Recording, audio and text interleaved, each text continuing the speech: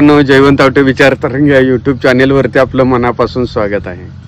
6 जून आपल्या सर्वांच्या अस्मितेचा आणि आनंदाचा दिवस, कारण याच दिवशी छत्रपती शिवाजी महाराजांनी स्वराज्याभिषेक सोहळा केला।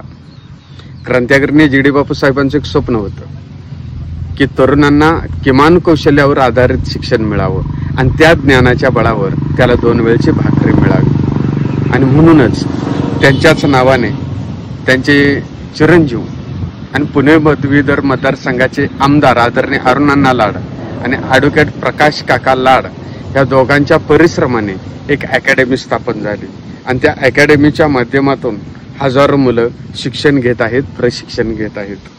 आणि याच क्रांतिकारणी डॉक्टर जी डी बापू लाड मेमोरियल ट्रस्ट कुंडल संचलित शासनमान्य श्रीमती सुलोचना भट औद्योगिक प्रशिक्षण संस्था कुंडल येथे शिवराज्याभिषेक सोहळा 2025 या दिनानिमित्त 6 जूनला सकाळी 10 वाजता आपलं व्याख्यान आयोजित केलेलं आहे। आणि या व्याख्यानाचा विषय आहे कौटुंबिक प्रबोधन। या संस्थेचे आदरणीय अक्षयजी लाड सर यांच्या मार्गदर्शनाखाली होणाऱ्या या सोहळ्यामध्ये कौटुंबिक प्रबोधन हा विषय घेऊन येत आहे। खरं म्हणजे हा ऐकायला विषय जड वाटत असला तर आपण अत्यंत खुमासदार पद्धतीने आणि आनंदाने तो 1.5 तास घालवणार आहोत।